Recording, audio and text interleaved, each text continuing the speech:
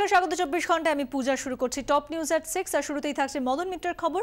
মদন মিত্রকে জামিন খারিজ মামলার কপি দিতে আজ ভবানীপুরের হোটেলে যান সিবিআই আধিকারিকরা। তবে সূত্রের খবর, সেই কপি নিতে অস্বীকার করেন মদন মিত্র এবং তার অনুগামীদের সঙ্গে সিবিআই আধিকারিকরা বচসায় জড়িয়ে পড়েন।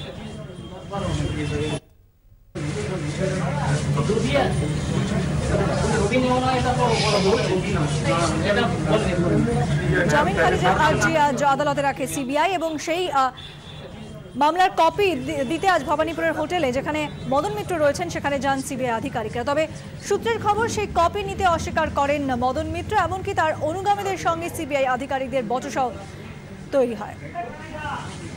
বিক্রম দাস আমাদের প্রতিনিধি আমাদের সঙ্গে রয়েছেন টেলিফোন লাইনে। বিক্রম, কি খবর? দেখো, ঠিক 5:45 নাগাদ সিবিআই যিনি সারদা তদন্তকারী অফিসার অ্যাডিশনাল এসপি ফণীভূষণ করেন এবং তার সঙ্গে অন্যান্য সিবিআই অফিসাররা তারা হোটেলে এসে পৌঁছান, হোটেলের রিসেপশনে এসে পৌঁছান এবং সেখানেই তারা জানান, তাদের পরিচয় দেন এবং বলেন যে তারা মদন মিত্রের সঙ্গে দেখা করতে চান, তাকে একটি কাগজ দেওয়ার আছে।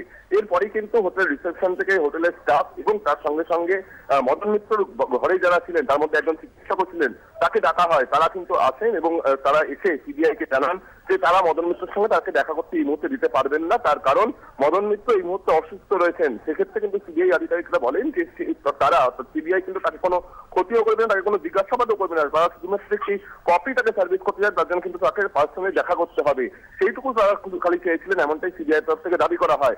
এরপর কিন্তু হট অল্টারকেশন শুরু হয়ে যায় সিবিআই এবং এই মদন মিত্র যারা অনুগামী বা তার সঙ্গে যারা ছিলেন, অর্থাৎ একজন চিকিৎসক এবং তার সঙ্গে আরো একজন, তাদের সঙ্গে সিবিআই কার্যত বচসায় জড়িয়ে পড়ে এবং সিবিআই আধিকারিকরা স্পষ্ট বলেন যে কারোর কিন্তু এইভাবে ক্ষমতা নেই যে তাদেরকে এইভাবে আটকাতে পারে। সেক্ষেত্রে কিন্তু তারা গোটা বিষয়টি পার্সোনালি বুঝতে পারেন। এরপর এই ধরনের কিন্তু হুমকির স্তরে কিন্তু সিবিআই আধিকারিকরা কার্যত হুমকি দেন এই মদন মিত্রের সঙ্গীদেরকে এবং এরপরেই আমরা যেটা ছবি দেখতে পাচ্ছি যে মদন মিত্রের সঙ্গে এখনো পর্যন্ত কিন্তু সিবিআই দেখা করতে পারেনি। প্রায় 20 মিনিট হতে চললো মদন মিত্রের সঙ্গে সিবিআই দেখা করতে পারেনি। সিবিআই রিসেপশনে দাঁড়িয়ে আছে এবং সেক্ষেত্রে যারা যিনি তদন্তকারী অফিসার এসেছেন ফণীভূষণ করেন, তার সঙ্গে কিন্তু হোটেলের রিসেপশন, হোটেলের ম্যানেজার, তিনি ফোন মারফত মদন মিত্রের সঙ্গে কথা বলিয়ে দেন। সেখানে কিন্তু সিবিআইও তাকে বলেন যে তিনি শুধুমাত্র দেখা করতে কপি সার্ভিস করবেন বলেন এবং সেক্ষেত্রে কিন্তু কোনো রকম তাকে জিজ্ঞাসাবাদ বা কিন্তু কোনো রকম ক্ষতি করতে তারা চান না। এবং কথা বলার পরও যে ছবি আমরা দেখতে পাচ্ছি যে এখনো কিন্তু জটিলতা কাটেনি, এখনো কিন্তু সমস্যা কাটেনি। এখনো সিবিআই যিনি তদন্তকারী অফিসার, তিনি কিন্তু রিসেপশনের গোড়ায় দাঁড়িয়ে আছে এবং কিছুক্ষণের মধ্যেই বোঝা যাবে যে মদন মিত্রের সঙ্গে সিবিআই দেখা হয় কি হয় না। এবং যেটা তোমাকে বলছিলাম যে একটা বচসা তৈরি হয়েছিল, সেখানে কিন্তু সিবিআই আধিকারিকরা স্পষ্ট হতে চাইবো যে রিসেপশন থেকে ফোনে মদন মিত্রের সঙ্গে সিবিআই আধিকারিকদের কথা হয় এবং সেখানে সেই কথোপকথন সম্পর্কে কি জানতে পারছো তুমি? দেখো, সিবিআই আধিকারিকরা প্রথমে রিসেপশন এবং তারা সরাসরি মদন মিত্রের সাথে দেখা করতে চান। এরপর রিসেপশনের যে নিয়ম অনুযায়ী যিনি ম্যানেজার ছিলেন, তিনি মদন মিত্রের যারা সঙ্গী তাদেরকে ডেকে পাঠান। মদন মিত্রের সঙ্গীরা আসেন, সেখানে 3 থেকে 4 জন নেমে আসেন, যার মধ্যে একজন চিকিৎসক ছিলেন। তারা সিবিআই আইও ফণীভূষণ করানকে জানান যে মদন মিত্র এই মুহূর্তে অসুস্থ রয়েছেন, তার সঙ্গে দেখা করা যাবে না, যা কথা বলা লয়ার আসবে, লয়ারের সঙ্গে কথা বলতে হবে। সিবিআই কিন্তু রাজি হননি। সিবিআই আধিকারিকরা বলেছেন যে 2 মিনিটের ব্যাপার, আমরা মদন মিত্রের সঙ্গে দেখা করবো, শুধুমাত্র তাকে একটা কপি সার্ভিস করার আছে, তাকে না জিজ্ঞাসাবাদ করা হবে, না তাকে ক্ষতি করা হবে। এরপরেও কিন্তু যারা মদন মিত্রের সঙ্গে তারা তাকে দেখা করতে দিতে চাননি।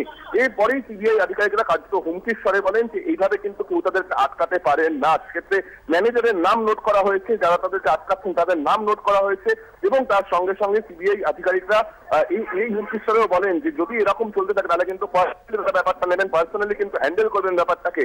এই হুমকির স্বরে বলা হয় যারা মদন মিত্রের সঙ্গে তাদেরকে। তার কিন্তু মদন মিত্রের সঙ্গীরা এবং এই হোটেলের ম্যানেজার তারা মদন মিত্রের সঙ্গে রিসেপশনের ফোন থেকে কথা বলান সিবিআই আধিকারিকদের সঙ্গে। সিবিআই আধিকারিক কিন্তু স্পষ্ট মদন মিত্রকে বলেন যে আপনি হঠাৎ করে এতটাই অসুস্থ হয়ে গেলেন যে মাত্র 2 মিনিটের জন্য আপনি দেখা করতে পারবেন না, আপনাকে শুধুমাত্র একটা কপি সার্ভিস করা আছে, আপনি সেখানে সই করে দেবেন। এরপরেই কিন্তু এখনো পর্যন্ত আমরা দেখতে পাচ্ছি সেই জটিলতা কিন্তু এখনো রয়েছে। সিবিআই আধিকারিকরা প্রায় 20 থেকে 25 মিনিট হয়ে গিয়েছে রিসেপশনেই দাঁড়িয়ে আছে, মদন মিত্রের সঙ্গে কিন্তু এখনো পর্যন্ত দেখা হয়নি। এরপর এখন কি পরিস্থিতি হয় সে বিষয়টা কিন্তু স্পষ্ট নয়, কারণ মদন মিত্র সূত্রে আমরা যেটা ঘনিষ্ঠ সূত্রে যেটা জানতে পারছি যে মদন মিত্র তার আইনজীবীদের সঙ্গে কথা বলছেন যে তিনি দেখা করবেন কি করবেন না। সিবিআই আধিকারিকের সঙ্গে এই নিয়ে কিন্তু একটা জানা পড়েন এখনো পর্যন্ত চলছে এবং এই মুহূর্তে তোমাকে জানিয়ে রাখবো যে সিবিআই আধিকারিকরা কিন্তু ফিরে যাচ্ছেন এবং সেক্ষেত্রে কি হলো কি বিষয় এখনো পর্যন্ত কিন্তু সেই নিয়ে কিন্তু স্পষ্ট কোনো বার্তা পাওয়া যাচ্ছে না। मदन मित्र साहब देखा लो नोटिस आपका यही थे ना, हम तो देख रहे थे ना। কপি সাবমিট করতে পারলেন? আপনারা শুনছেন বিক্রম দাস, তিনি আমাদের সঙ্গে টেলিফোন লাইনে ছিলেন এবং এই মুহূর্তে তিনি রয়েছেন ওই হোটেলে যেখানে মদন মিত্র রয়েছেন এবং সেখানে সিবিআই আধিকারিকরা পৌঁছে গিয়েছিলেন এবং সেখানে একটা বচসা তৈরি হয় তাদের সঙ্গে এবং মদন মিত্রের অনুগামীদের সঙ্গে। মদন মিত্র তিনি দেখা করতে চাননি, দেখা করতে অস্বীকার করেন এবং টেলিফোনে রিসেপশন থেকে টেলিফোনে যখন তার সঙ্গে যোগাযোগ করা হয় তিনি সময় চেনেন এবং তিনি সম্ভবত তার আইনজীবীর সঙ্গে যোগাযোগ করছেন যে এই কপি তিনি নেবেন কি নেবেন না সেই বিষয়, এবং এই মুহূর্তে সিবিআই আধিকারিকরা তারা ফিরে যাচ্ছেন। অনেক ধন্যবাদ বিক্রম দাস, আমাদের প্রতিনিধি ছিলেন টেলিফোন লাইনে। এবং তিনি শারীরিকভাবে এখনো সুস্থ নন। আজ সকালেও তিনি বলেছেন, আজ সকালে তিনি গিয়েছিলেন একটি মন্দিরে পুজো দিতে এবং সেখানে তিনি আমাদের প্রতিনিধিকে এমনটাই জানিয়েছেন। তিনি বলেছেন যে তিনি প্রভাবশালী নন, তিনি অভাবশালী, সাধারণ নন, তিনি সাধারণতম। জামিন পাওয়ার পর সরাসরি এলগিন রোডের হোটেলে এসে হোটেল বন্দী হয়েছিলেন মদন মিত্র, কিন্তু আজকে তিনি আবার বাইরে বেরিয়েছেন, অনুগামীদের সঙ্গে রয়েছেন। আমি সরাসরি মদনদার কাছে। মদনদা, অনেকটা ফ্রেশ লাগছে, কি বলবেন? ফ্রেশ লাগছে, হয়তো ওয়েদারটা ফ্রেশ বলে, তোমরা সবাই আছো সুন্দর বলে, সামনে মন্দির আছে, প্লাস একটা নতুন জামা পরেছি সেই জন্যে। কিন্তু মানসিকভাবে আমি ফ্রেশ নই, শারীরিকভাবে আমি ফ্রেশ নই। 21 মাস শুয়ে শুয়ে আমি প্রায় পঙ্গুর মতো হয়ে গেছি। 100 মিটার হাঁটতে বললেও আমি পারবো না। 2, আমার ব্রিদিং প্রবলেম এবং আমার গলা পুরো ব্লক, ফ্যারেঞ্জাইটিস, এবং চেস্ট পেন সবসময় রয়েছে। পাখা চললেই ঘরে ঠান্ডা লেগে যাচ্ছে। ঘর বন্ধ রাখলে নিঃশ্বাস নিতে পারছি না, আবার ঘর চারিপাশে খোলা থাকলে রোদের তাপ গ্রহণ করতে পারছি না। তার সঙ্গে মানসিকভাবে তো বুঝতেই পারছেন। অনেকদিন পর আপনি বেরোলেন, অর্থাৎ বাইরে আপনি আসলেন। আজকের আসার ঠিক মানে হঠাৎ কেন আসলেন? আজকে এলাম, আজকে পবিত্র কুরবান ঈদ। আমি অন্তত 10-50 জন হলো মুসলিম ভাইদের তো চিনি, এতদিন আমার সঙ্গে অনেকের বন্ধুত্ব আছে। সেই 10 জন 5 জন মুসলিম ভাই আছেন, আমি তাদের সবার পরিবারকে শুভেচ্ছা জানাচ্ছি। আর এলাম যে সবাই আমায় প্রভাবশালী বলছেন, তা আমি দেখলাম সত্যিকারের প্রভাবশালী যিনি, তিনি আমায় এখান থেকে ডেকে বারবার হুকুম করছেন যে নবাব তুমি ওপরে বসে আছো, আর সত্যিকারের প্রভাবশালী আমি নিচে বসে আছি। বজরংবলী থেকে রাধাকৃষ্ণ, মা দুর্গা থেকে মা কালী, দক্ষিণা কালী, আমি এদের কাছে এসে করজোরে ভিক্ষা করে গেলাম যে মাগো, আমার এই প্রভাবশালী বোঝা, এই যে গাধার পিঠে চাপিয়ে দিয়েছে, এই বোঝা আমি আর টানতে পারছি না। এই প্রভাবশালী প্রাথমিকে শিক্ষক পদে প্রশিক্ষণহীনদের কি নিয়োগ করতে পারবে রাজ্য সরকার? কাল হাইকোর্টে টেট মামলার রায়দানের পর মিলতে পারে এই প্রশ্নের উত্তর।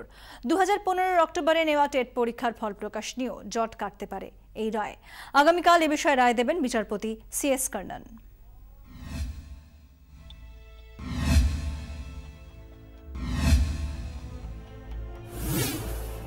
বুধবার কলকাতা হাইকোর্টে টেট মামলার রায়দান। প্রায় 1 বছরের টানাপোড়েনের পর এই রায়ের অপেক্ষায় রাজ্যের কয়েক লক্ষ পরীক্ষার্থী। হাইকোর্টের রায় মূলত 2টি বিষয়ে জট কাটার সম্ভাবনা রয়েছে। শিক্ষক পদে প্রশিক্ষণহীনদের নিয়োগ করা যাবে কিনা তা স্পষ্ট হবে আদালতের রায়ে। অক্টোবর 2015 নেওয়া টেট পরীক্ষার ফল প্রকাশে স্থগিতাদেশ রয়েছে। বুধবারের রায়ে পরীক্ষার ফল প্রকাশ নিয়েও জট কাটতে পারে। প্রশিক্ষণহীনদের নিয়োগকে কেন্দ্র করে টেট নিয়ে জটিলতার সূত্রপাত। কেন্দ্রের নির্দেশ ছিল 31 মার্চ 2015 পর প্রাথমিক টেট পরীক্ষায় বসতে পারবেন না প্রশিক্ষণহীনরা। রাজ্য জানায় তাদের যথেষ্ট প্রশিক্ষণপ্রাপ্ত প্রার্থী নেই, তাই প্রশিক্ষণহীনদের পরীক্ষায় বসার সুযোগ দিতে হবে। রাজ্যের অনুরোধে প্রাথমিকে প্রশিক্ষণহীনদের নিয়োগের সময়সীমা 1 বছর বাড়ায় কেন্দ্র। সেই মেয়াদ 31 মার্চ 2016 শেষ হয়ে গেলেও পরীক্ষার ফল প্রকাশ হয়নি। প্রশিক্ষণহীনদের নিয়োগ বাতিলের আর্জি জানিয়ে হাইকোর্টের দ্বারস্থ হন প্রশিক্ষণপ্রাপ্ত প্রার্থীরা। প্রশিক্ষণপ্রাপ্ত যথেষ্ট প্রার্থী থাকা সত্ত্বেও কেন রাজ্য প্রশিক্ষণহীনদের নিয়োগ করতে চাইছে, রাজ্যের কাছে জবাব চায় আদালত। রাজ্যের ভূমিকার কড়া সমালোচনা করেন বিচারপতি CS কান্নান। শেষ পর্যন্ত রাজ্য জানায় নিয়োগের ক্ষেত্রে অগ্রাধিকার পাবে প্রশিক্ষণপ্রাপ্ত প্রার্থীরাই। তাদের নিয়োগ সম্পূর্ণ হলে তবেই প্রশিক্ষণহীনদের বিষয়টি বিবেচনা করা হবে। অবশেষে বুধবার সেই মামলায় রায় দেবেন বিচারপতি CS কান্নান। শুধুমাত্র একটি মামলায় নয়, একাধিক মামলা রয়েছে কলকাতা হাইকোর্টে। তাই বিচারপতি কান্নানের এই রায়তেই যে ফল প্রকাশ হবে তা সম্পূর্ণ নিশ্চিত করে বলতে পারছেন না আইনজীবীরা। 24 ঘন্টার জন্য ক্যামেরায় কমল জানার সঙ্গে শ্রাবন্তী সাহা, কলকাতা।